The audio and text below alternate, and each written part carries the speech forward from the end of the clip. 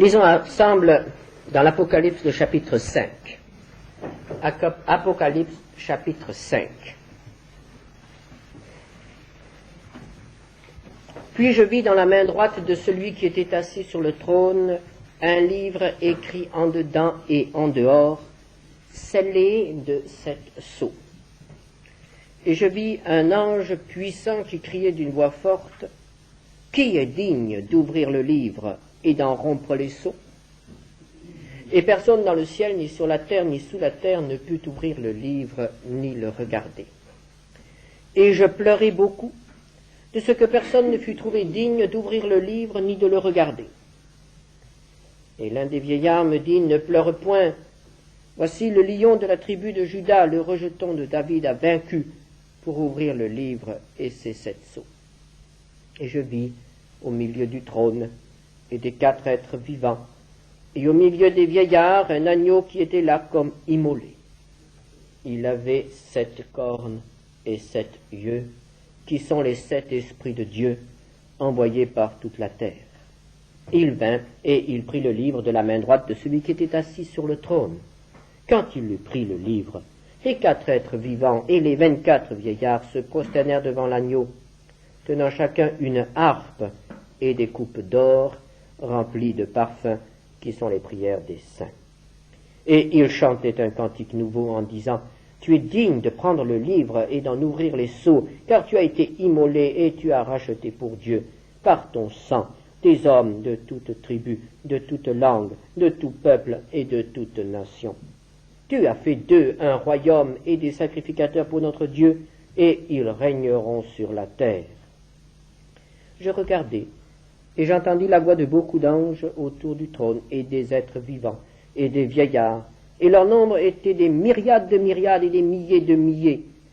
Et ils disaient d'une voix forte, « L'agneau qui a été immolé est digne de recevoir la puissance, la richesse, la sagesse, la force, l'honneur, la gloire et la louange. » Et toutes les créatures qui sont dans le ciel, sur la terre, sous la terre, sur la mer, et tous ceux qui s'y trouvent, je les entendis qui disaient à celui qui est assis sur le trône et à l'agneau, soit la louange, l'honneur, la gloire et la force au siècle des siècles.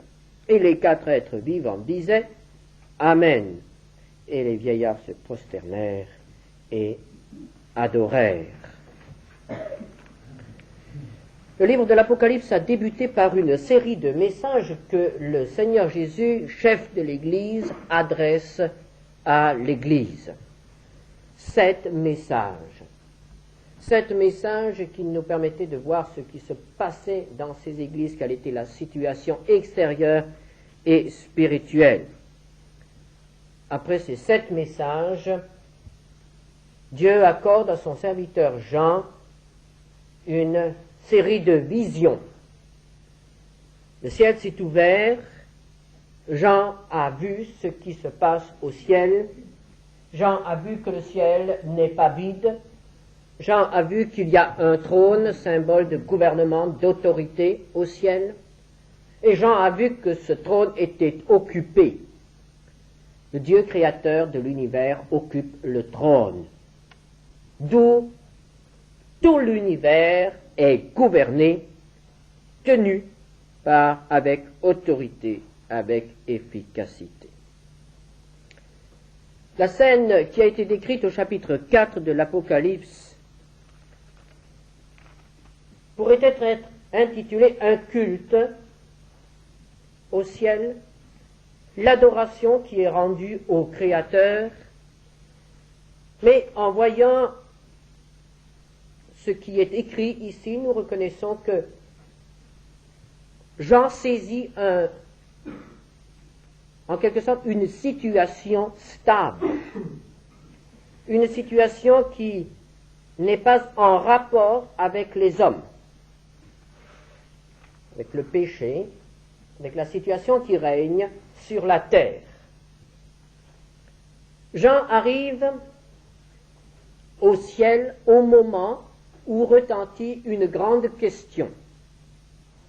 Un ange crie au verset 2, « Qui est digne d'ouvrir le livre et d'en rompre les sceaux ?» De quel livre s'agit-il? Quel est le sens de cette question? Jean a vu dans la main de celui qui était assis sur le trône un livre écrit en dedans et en dehors, scellé de 7 sceaux. Il s'agit de rouleaux. Et les sceaux qui fermaient ces rouleaux en empêchaient la lecture. Que représente un livre scellé de 7 sceaux? À l'époque, les rouleaux scellés de 7 sceaux étaient des testaments. C'est ainsi qu'étaient traités les testaments. De quoi s'agit-il donc ici? Que tient Dieu dans sa main? Il tient un testament. Pourquoi un testament? Pourquoi justement un testament? Nous avons là un problème. Lorsque nous lisons la Bible, nous voyons que très souvent dans l'Ancien Testament, il est parlé d'héritage. Et cet héritage, c'est quelque chose que Dieu donne à son peuple. Par exemple, Deutéronome 12, verset 9. Vous n'êtes point encore arrivés dans le lieu de repos et dans l'héritage que l'Éternel votre Dieu vous donne. Moïse s'adresse à Israël, il se trouve dans le désert, et il parle de Canaan. Canaan, le pays que Dieu s'était engagé de donner à Abraham et à ses descendants. Canaan est donc appelé ici l'héritage que Dieu va donner à son peuple. Dans le Nouveau Testament, nous retrouvons assez souvent cette même appellation. Il est question d'hériter le royaume de Dieu. Il est question aussi d'être des héritiers de quelque chose. Romains 8, verset 17. Si nous sommes enfants, nous sommes aussi héritiers. Héritiers de Dieu et co-héritiers de Christ. Et dans l'Apocalypse, au chapitre 21, verset 7, celui qui vaincra héritera ces choses, je serai son Dieu et il sera mon fils. Ainsi, il est question ici du royaume de Dieu, c'est-à-dire de cette période où Christ régnera sur la terre pendant 1000 ans.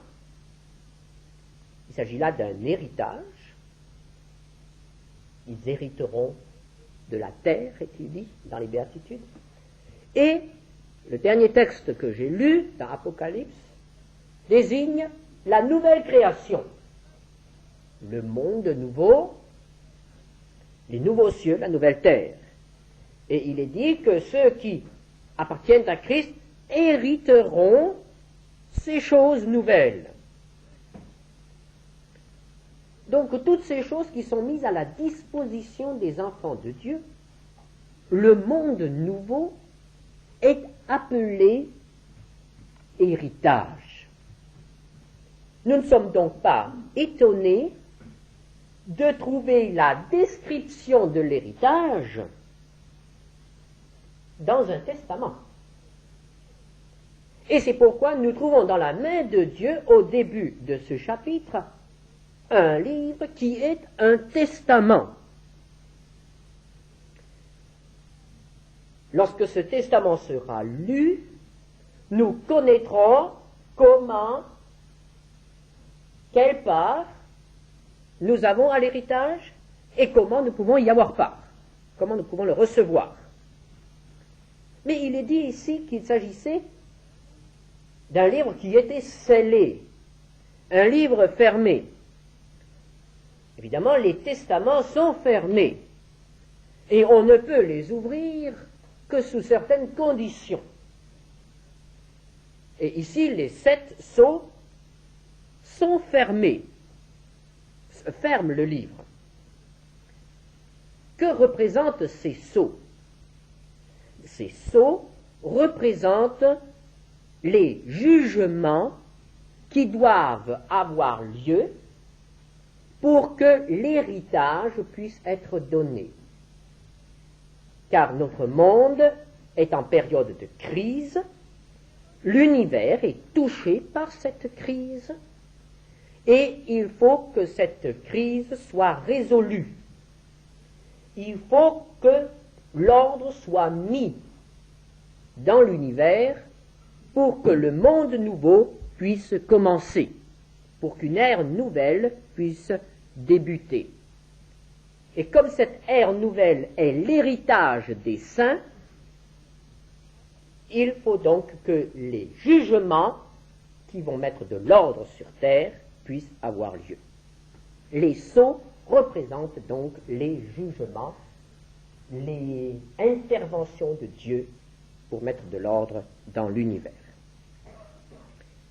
Il est dit ici, qui est digne d'ouvrir le livre et d'en rompre les sceaux? Il est évident que seul celui qui est qualifié pour le faire peut ouvrir un testament. Et la grande question, là, est de savoir qui est qualifié pour ouvrir ce testament-là. Qui est qualifié pour déclencher sur la terre les jugements qui vont permettre l'instauration d'un monde nouveau? Personne dans le ciel, ni sur la terre, ni sous la terre, ne peut ouvrir le livre, ni le regarder. Personne.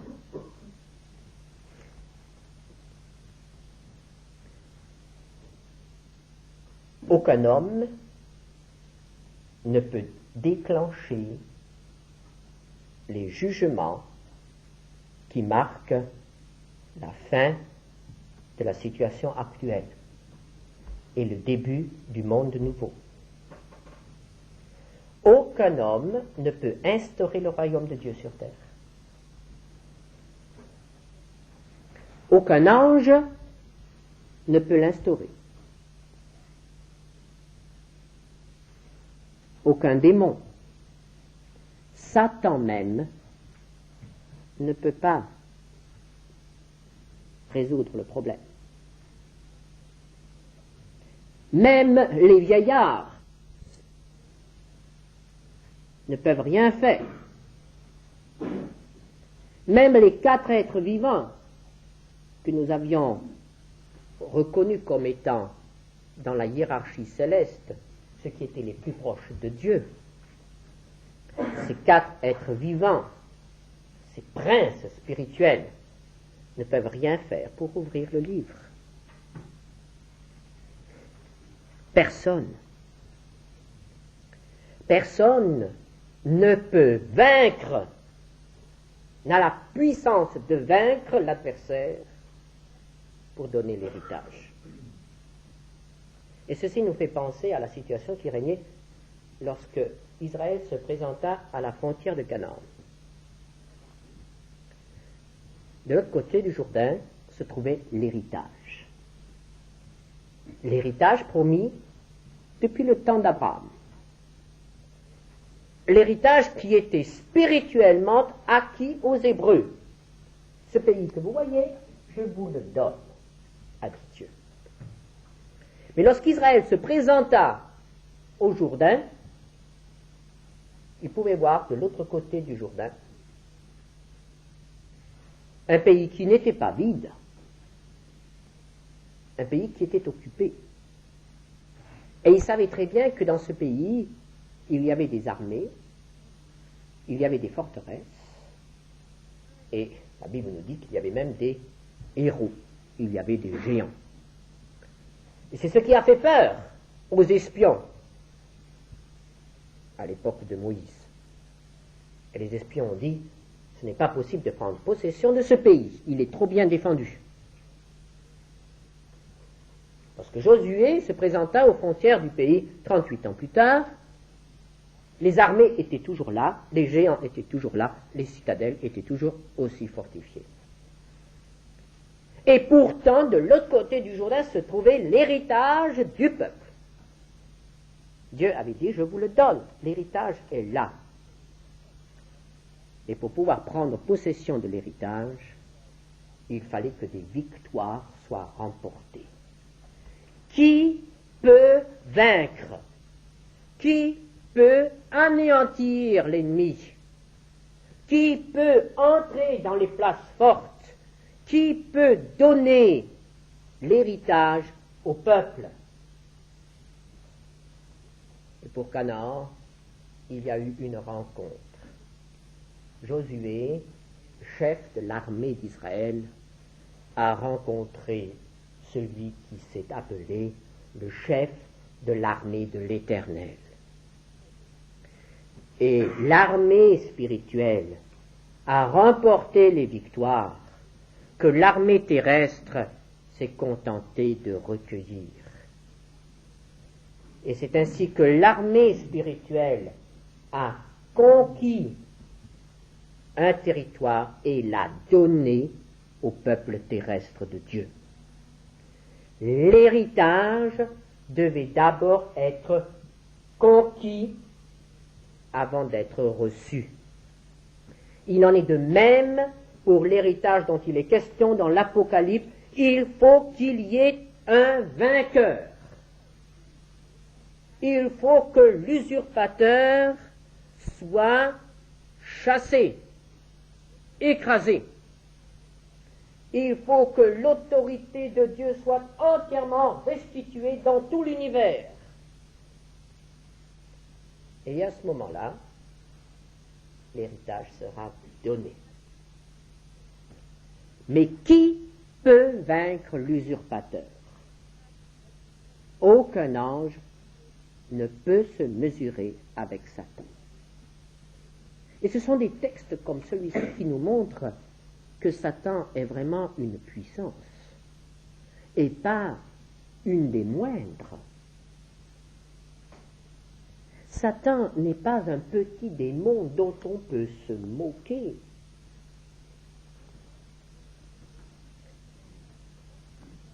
Aucun être dans le ciel ne peut se mesurer à lui.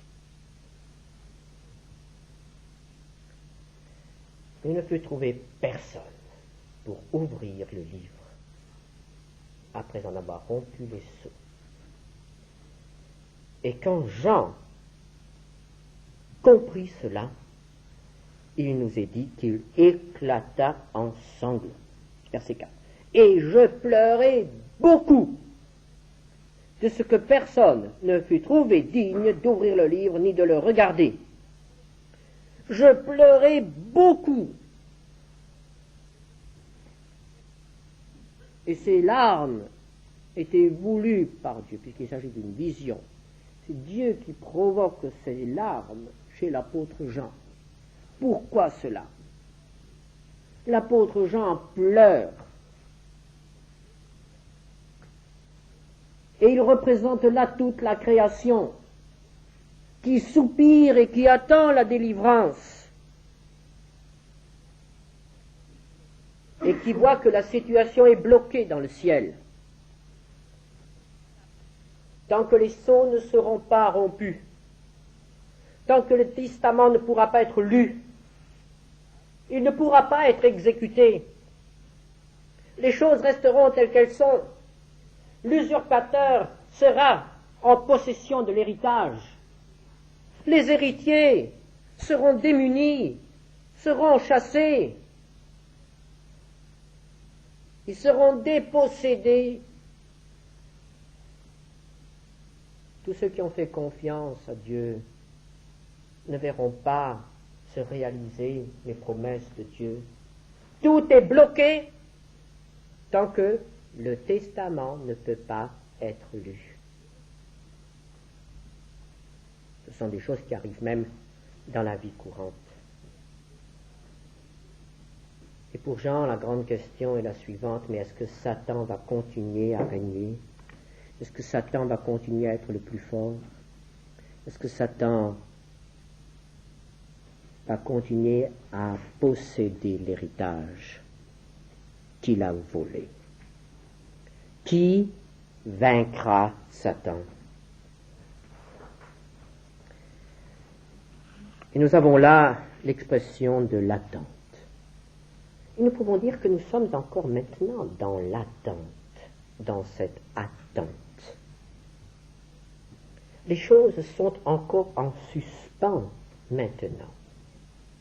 Nous ne sommes pas encore en possession de l'héritage. Nous savons que nous sommes héritiers, mais nous ne sommes pas en possession de l'héritage. Le testament est encore fermé. Et si cette situation se prolonge, il est compréhensible que le peuple de Dieu voit son angoisse augmenter. Que se passe-t-il? L'apôtre Jean a beaucoup pleuré. Et l'un des vieillards me dit, « Ne pleure point. Voici le lion de la tribu de Juda, le rejeton de David, a vaincu pour ouvrir le livre et ses 7 sceaux. » L'un des 24 prend la parole. Il console l'apôtre et lui dit, « Quelqu'un peut ouvrir. Quelqu'un a vaincu. Quelqu'un peut débloquer la situation. Il a une réponse au problème. Problème du mal, problème de la révolte, problème de la souffrance dans le monde. Quelqu'un peut ouvrir, et il le nomme le lion de la tribu de Juda, le rejeton de David. Les choses sont claires. Un descendant de David a vaincu l'usurpateur. Un descendant de David s'est révélé comme un lion, s'est révélé comme le roi qui a vaincu l'usurpateur et qui peut maintenant conduire ses armées de victoire en victoire pour qu'elles prennent possession de l'héritage. Le lion.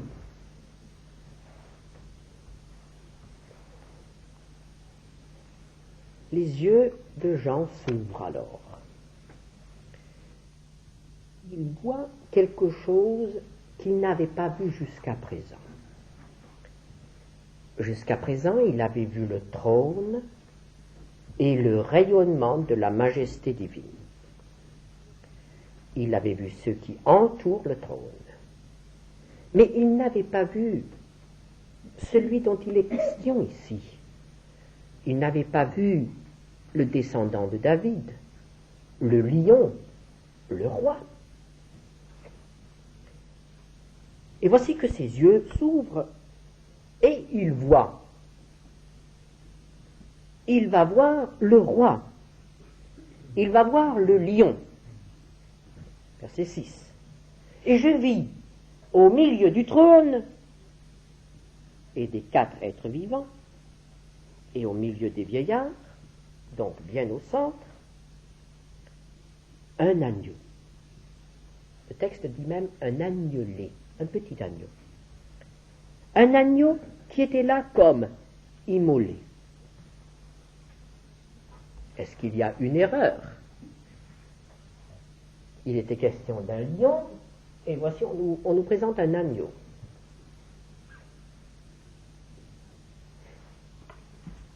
Est-ce qu'il y a là une faute de copiste ou une faute de traduction?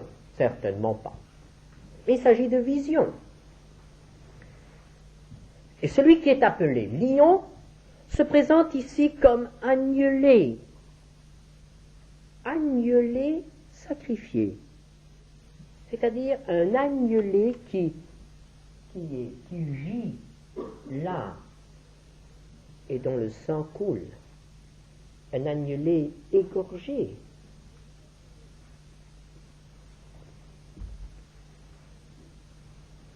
Jean comprend très bien de qui il s'agit là.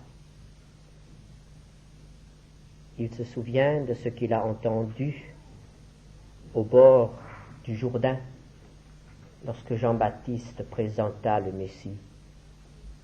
Il ne présenta pas seulement comme le Seigneur, mais il le présenta comme l'agneau de Dieu qui ôte les péchés du monde. Celui qui a vaincu, c'est un agneau. Nous avons là le rappel du sacrifice de la croix. Et nous pouvons savoir que là, au centre de l'univers, sur le trône de la croix, se trouve le sang de Jésus. Sang de Jésus qui a coulé pour notre rachat, pour nous purifier de nos péchés. Et c'est par le sang de Jésus que les problèmes de l'univers ont été résolus. Et que le monde nouveau va pouvoir naître.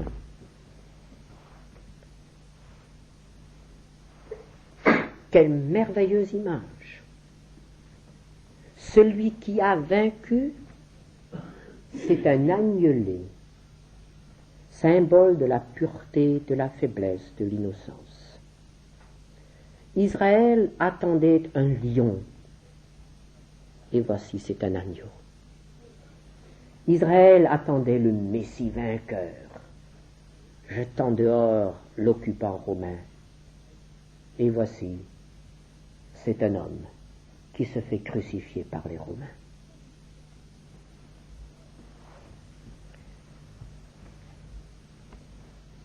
Le monde attend l'instauration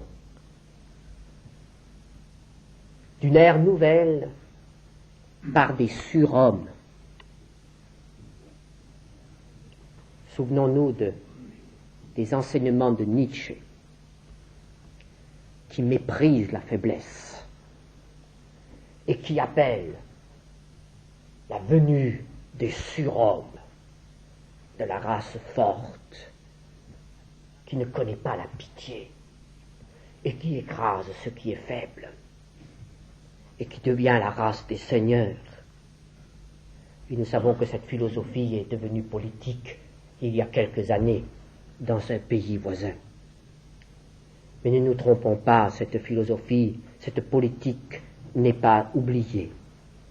Et aujourd'hui, même dans les laboratoires, on cherche à produire le surhomme.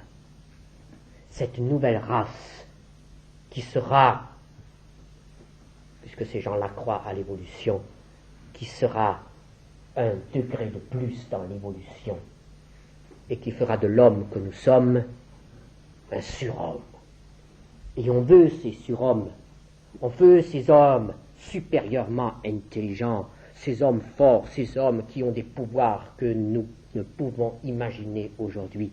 On pense que lorsque le surhomme ou la race des seigneurs sera sur la terre, on aura l'héritage.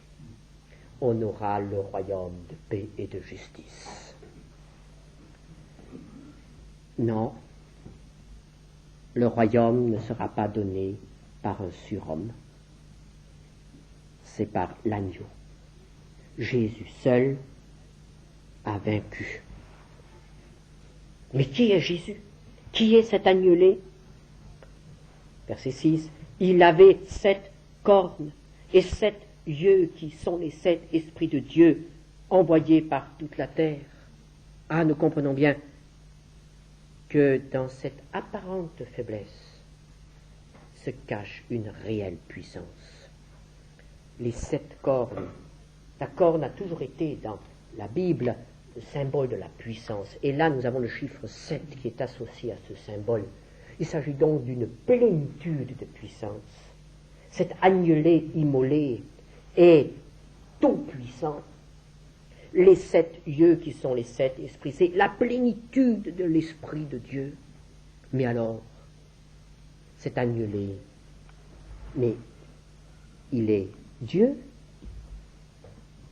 Et nous comprenons bien, d'après sa place, qu'il est Dieu, puisqu'il est au centre, là où est assis Dieu.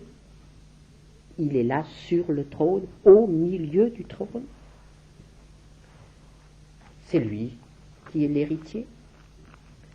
Prenons l'Épître aux Hébreux. Hébreux chapitre 1, verset 2. Dieu, dans ces derniers temps, nous a parlé par le Fils qu'il a établi héritier de toutes choses, par lequel il a aussi créé le monde. Et que lisons-nous ici? Dieu donne toutes choses à son Fils.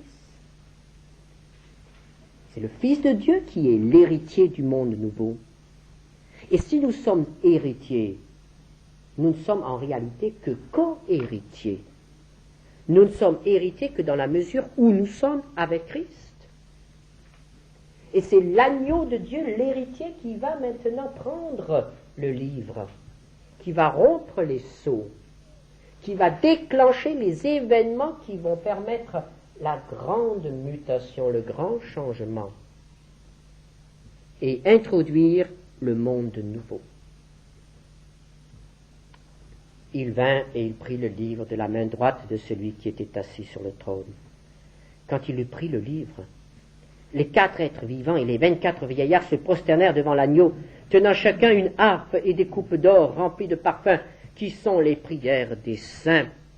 Et ils chantaient un cantique nouveau en disant: Tu es digne de prendre le livre et d'en ouvrir les sceaux, car tu as été immolé et tu as racheté pour Dieu par ton sang des hommes de toute tribu, de toute langue, de tout peuple et de toute nation. Tu as fait d'eux un royaume et des sacrificateurs pour notre Dieu, et ils régneront sur la terre. Lorsque ce livre est pris de la main de Dieu, lorsque les cohortes célestes réalisent que maintenant il va se passer quelque chose, que la situation va être débloquée, nous voyons tous les princes, toutes les autorités spirituelles entonner un cantique nouveau. Nous voyons que la joie éclate dans le ciel. Nous voyons que les vieillards saisissent des harpes et élèvent des coupes d'or. La harpe, c'est le symbole de la joie, du chant. Les vieillards chantent maintenant. Ils chantent et ils présentent devant le Seigneur ces coupes remplies de parfums. Et que sont ces parfums? Ces parfums sont les prières des saints. Et c'est pour la première fois que Jean fait mention des hommes dans l'Apocalypse, dans cette partie de l'Apocalypse. Et la première chose dont qu'il mentionne, ce sont les prières des hommes. Ah, quelle valorisation des réunions de prière, mes frères et sœurs. Ce qui est présenté d'abord devant le trône, ce sont les prières des saints. Et nous comprenons que ces prières des saints vont être exaucées. Et notre Seigneur nous a appris à prier: que ton règne vienne, que ta volonté soit faite sur la terre comme au ciel.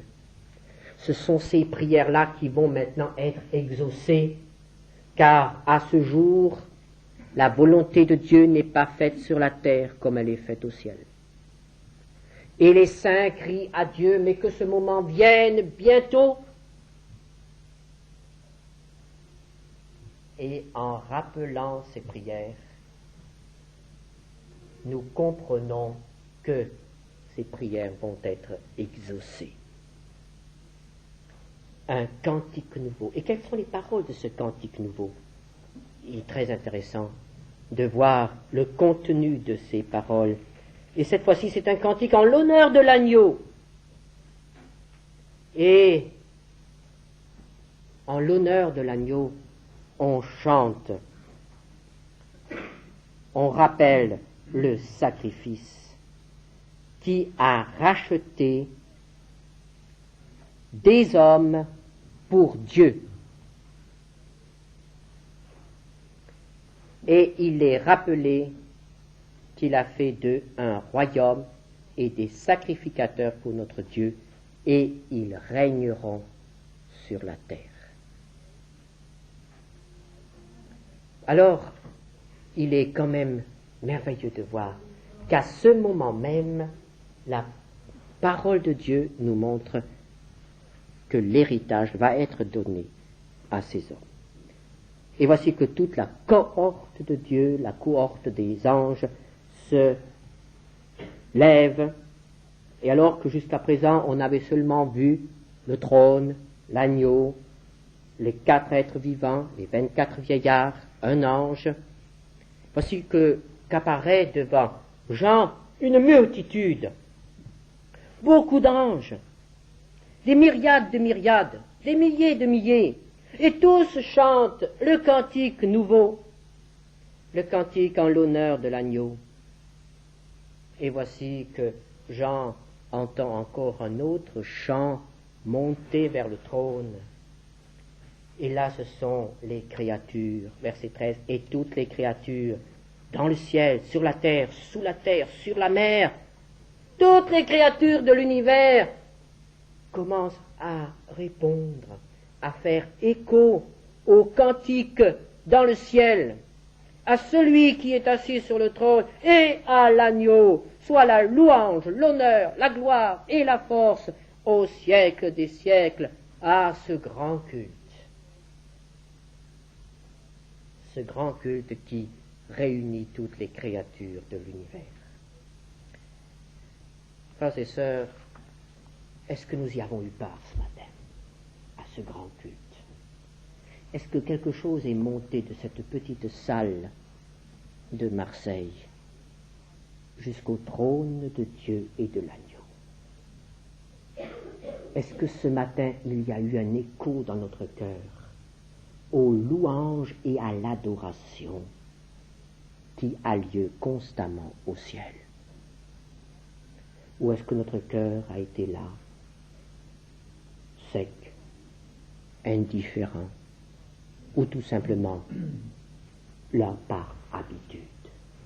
Le culte, c'est cela, nous joindre aux cohortes célestes pour louer celui qui va nous donner l'héritage et celui qui a été immolé pour que nous puissions en prendre possession. C'est cela le culte. Et bien que le Seigneur nous accorde de réaliser ces choses toujours mieux. Amen.